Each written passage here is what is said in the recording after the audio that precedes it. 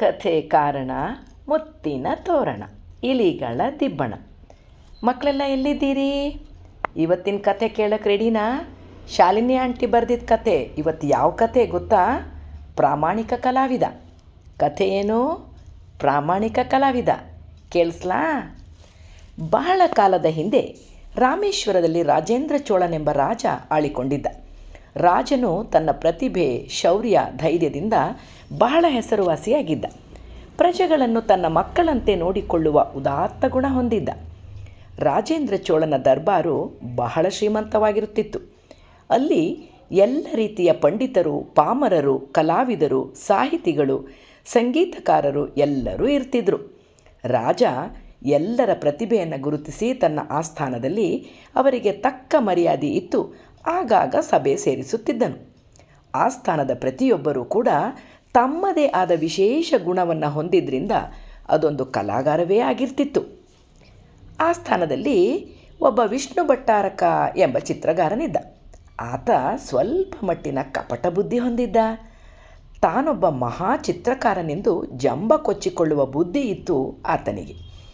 ಅಷ್ಟೇನು ಪ್ರತಿಭೆ ಇಲ್ಲದಿದ್ದರೂ ಕೂಡ ಹಾಗೂ ಹೀಗೂ ಚಿತ್ರ ಬಿಡಿಸಿ ಅದೊಂದು ಅದ್ಭುತವಾದಂತಹ ಚಿತ್ರಕಲೆ ಎಂದು ಜನಸಾಮಾನ್ಯರನ್ನು ನಂಬಿಸುತ್ತಿದ್ದ. ಅದೊಂದು ದಿನ ರಾಜ ತನ್ನ ದರ್ಬಾರಿನಲ್ಲಿ ಕುಳಿತು ಆಸ್ಥಾನದ ಎಲ್ಲ ಪಂಡಿತರೊಡನೆ ಮುಖ್ಯ ವಿಚಾರಗಳ ಬಗ್ಗೆ ಚರ್ಚೆ ನಡೆಸುತ್ತಿರುವಾಗ ವಿಷ್ಣು ಭಟ್ಟಾರಕ ಒಂದು ಚಿತ್ರಕಲೆಯನ್ನು ತಂದು ರಾಜನ ದರ್ಬಾರಿನ ನಡುವಿನಲ್ಲಿಟ್ಟು ರಾಜನ ಒಪ್ಪಿಗೆ ಪಡೆದು ಎಲ್ಲರಿಗೂ ತೋರಿಸುತ್ತಾ ಬಂದ. ಚಿತ್ರಕಲೆ ಅದ್ಭುತವಾಗಿತ್ತು. ನೋಡಿದವರೆಲ್ಲ ವಿಷ್ಣು ಭಟ್ಟಾರಕ ಇಷ್ಟು ದಿನ ಇಲ್ಲದ ಈ ಅದ್ಭುತ ಪ್ರತಿಭೆ ಹೇಗೆ ಬೆಳೆಸಿಕೊಂಡ ಎಂದು ಮೂಗಿನ ಮೇಲೆ ಬೆರಳಿಟ್ರು. ರಾಜ ವಿಷ್ಣುವಿಗೆ ಆ ಅದ್ಭುತ ಕಲೆಗಾಗಿ ಬಟ್ಟೆಯ ಉಡುಗೊರೆಯನ್ನಿತ್ತು ಸನ್ಮಾನಿಸಿದ. ವಿಷ್ಣು ಭಟ್ಟಾರಕನ ಜಂಬ ಇನ್ನಷ್ಟು ಇಮ್ಮಡಿಯಾಯಿತು. ತಾನೇ ಎಲ್ಲರಿಂದ ಉತ್ತಮನು ಎಂದು ಆಸ್ಥಾನದ ಉಳಿದ ಪಂಡಿತರನ್ನು ಅಲಕ್ಷಿಸುತ್ತಿದ್ದನು. ವಿಷ್ಣು ಭಟ್ಟಾರಕನ ವಿಚಿತ್ರ ಜಂಬ ಉಳಿದ ಪಂಡಿತರಿಗೆ ಕಿರಿಕಿರಿಯಾಗ್ತಿತ್ತು. ಆದರೂ ರಾಜನ ಮುಂದೆ ಏನೂ ಹೇಳಲಾರದೆ ಸುಮ್ಮನಿರುತ್ತಿದ್ದರು.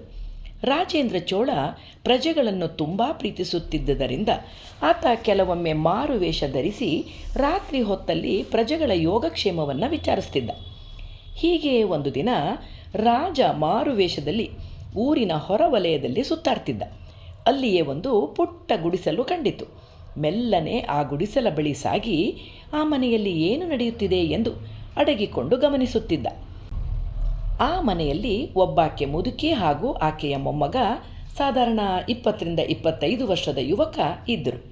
ರಾತ್ರಿಯ ಊಟ ಮುಗಿಸಿ ಅಜ್ಜಿ ಮೊಮ್ಮಗ ಒಟ್ಟಾರೆ ಕುಳಿತು ಕಷ್ಟ ಸುಖ ಮಾತಾಡಿಕೊಂಡಿದ್ದರು. ಮಾರುವೇಷದಲ್ಲಿದ್ದ ರಾಜ ಗುಡಿಸಲ ಸಣ್ಣ ಕಿಂಡಿಯಿಂದ ಒಳಗೆ ಇಣುಕಿ ನೋಡುತ್ತಿದ್ದ. ಚಿಕ್ಕ ಗುಡಿಸಲಾದರೂ ಶುಭ್ರವಾಗಿತ್ತು. ಗುಡಿಸಲ ಮೂಲೆಯಲ್ಲಿ ಒಂದಷ್ಟು ಚಿತ್ರಕಲೆಗಳನ್ನು ಪೇರಿಸಿ ಇಟ್ಟಿದ್ದರು. ಎಲ್ಲಕ್ಕಿಂತ ಮೇಲೆ ಒಂದು ಚಿತ್ರಕಲೆ ಇದ್ದುದನ್ನು ಗಮನಿಸಿದ ರಾಜ. ಬಹು ಅದ್ಭುತವಾಗಿತ್ತು ಆ ಚಿತ್ರಕಲೆ. ಆ ಗುಡಿಸಲಲ್ಲಿ ಇದ್ದ ಯುವಕ ಒಬ್ಬ ಚಿತ್ರಕಾರನಾಗಿದ್ದ. ಆ ಚಿತ್ರಕಲೆಯನ್ನು ನೋಡಿದ ರಾಜನಿಗೆ ಆ ಚಿತ್ರವನ್ನು ಹೋಲುವಂತಹ ಚಿತ್ರಕಲೆ ತನ್ನ ಆಸ್ಥಾನದಲ್ಲೂ ಇರುವುದು ನೆನಪಾಯಿತು. ರಾಜ ಏನೂ ಹೇಳದೆ ಅಲ್ಲಿಂದ ಹೊರಟು ಹೋದ. ಮರುದಿನ ತುರ್ತಾಗಿ ಸಭೆ ಕರೆದು ರಾಜ ದರ್ಬಾರಿನಲ್ಲಿ ರಾಜನು ವಿಷ್ಣು ಭಟ್ಟಾರಕನನ್ನು ಕರೆದನು. ತನ್ನ ಮೇಲೆ ಖುಷಿಯಾಗಿ ರಾಜ ತನ್ನನ್ನು ಇನ್ನೊಮ್ಮೆ ಸನ್ಮಾನ ಮಾಡುತ್ತಾನೇನೋ ಎಂಬ ದರ್ಪದಿಂದ ರಾಜನ ಮುಂದೆ ಬಂದು ನಿಂತ. ರಾಜ ಆತನೊಡನೆ ಕಳೆದ ಸಲ ದರ್ಬಾರಿನಲ್ಲಿ ತಂದಿರಿಸಿದ ಚಿತ್ರಕಲೆಯನ್ನು ತರಲು ಹೇಳುತ್ತಾನೆ. ವಿಷ್ಣು ಬಹಳ ಹೆಮ್ಮೆಯಿಂದ ಆ ಚಿತ್ರಕಲೆಯನ್ನು ತರ್ತಾನೆ. ರಾಜ ಇನ್ನೊಮ್ಮೆ ಅದನ್ನು ಸೂಕ್ಷ್ಮವಾಗಿ ಪರೀಕ್ಷಿಸುತ್ತಿದ್ದಾನೆ. ಸಂಶಯವೇ ಇಲ್ಲ, ಹಿಂದಿನ ರಾತ್ರಿ ಆ ಗುಡಿಸಲಲ್ಲಿ ಕಂಡಂತಹ ಚಿತ್ರಕಲೆಗೂ ಇದಕ್ಕೂ ತುಂಬ ಸಾಮ್ಯತೆಯನ್ನು ಗುರುತಿಸಿದ ರಾಜ ಕೂಡಲೇ ಭಟರನ್ನು ಕಳಿಸಿ ಆ ಗುಡಿಸಲಿನಲ್ಲಿದ್ದ ಯುವಕನನ್ನು ಆತನು ಚಿತ್ರಿಸಿದ ಚಿತ್ರಕಲೆಯನ್ನು ಕರೆತರಲು ಆಜ್ಞಾಪಿಸುತ್ತಾನೆ. ಗುಡಿಸಲ ಯುವಕ ಚಿನಿಯ ಬಹಳ ಭಯಪಟ್ಟುಕೊಂಡು ಅಂಜಿಕೆಯಿಂದನೇ ರಾಜಭಟರ ಜೊತೆಗೆ ತನ್ನ ಚಿತ್ರಕಲೆಯನ್ನೂ ಹೊತ್ತು ತರ್ತಾನೆ. ರಾಜ ದರ್ಬಾರಲ್ಲಿ ಚಿನಿಯನನ್ನು ನೋಡುತ್ತಲೇ ವಿಷ್ಣು ಭಟ್ಟಾರಕನ ಮುಖ ವಿವರಣವಾಯಿತು. ಆದರೂ ಯಾವ ಭಾವನೆಯನ್ನು ತೋರಿಸಿಕೊಳ್ಳಲಿಲ್ಲ. ರಾಜ ಚಿನಿಯೊಡನೆ ಆತ ತಂದ ಎಲ್ಲ ಚಿತ್ರಗಳನ್ನು ಪ್ರದರ್ಶಿಸಲು ಆಜ್ಞೆಯಿತ್ತ. ಸುಮಾರು 10-15 ಚಿತ್ರಕಲೆಯನ್ನು ತಂದಿದ್ದ ಚಿನಿಯ ನಿಧಾನವಾಗಿ ಭಯಭಕ್ತಿಯಿಂದ ಚಿತ್ರಕಲೆಗಳನ್ನು ತುಂಬಿದ ಸಭೆಯಲ್ಲಿ ಪ್ರದರ್ಶಿಸಿ ಇಡೀ ಸಭೆಯೇ ಆತನ ಅದ್ಭುತ ಚಿತ್ರಕಲೆಯನ್ನು ನೋಡಿ ದಂಗಾಯಿತು. ಅಷ್ಟು ವಿಶೇಷವಾಗಿತ್ತು ಆತನ ಚಿತ್ರಕಲೆ. ವಿಷ್ಣು ಭಟ್ಟಾರಕ ಸ್ವಲ್ಪ ದಿನಗಳ ಹಿಂದೆ ತಂದ ಚಿತ್ರಕಲೆಯು ಚೀನಿಯ ಚಿತ್ರಕಲೆಗೂ ತುಂಬ ಸಾಮ್ಯವಿತ್ತು. ರಾಜ ವಿಷ್ಣುವಿನೊಡನೆ, ಇದು ನೀವೇ ಮಾಡಿರುವ ಚಿತ್ರಕಲೆಯೋ ಅಥವಾ ಚೀನಿಯನಿಂದ ಪಡೆದಿದ್ದ ಎಂದು ಜೋರಾಗಿ ಕೇಳಿದಾಗ, ವಿಷ್ಣು ಭಟ್ಟಾರಕ ತನ್ನ ಸ್ವಂತ ಕೈಯಿಂದ ಬರೆದ ಚಿತ್ರ ಮಹಾಸ್ವಾಮಿ ಎಂದು ಧಾರ್ಷ್ಟ್ಯದಿಂದ ಹೇಳಿದ. ರಾಜ ಕೂಡಲೇ ಭಟರೊಡನೆ ಚಿತ್ರಕಲೆ ಮಾಡಲು ಬೇಕಾದ ಎಲ್ಲ ಸಾಧನಗಳನ್ನು ತರಲು ಹೇಳಿದನು.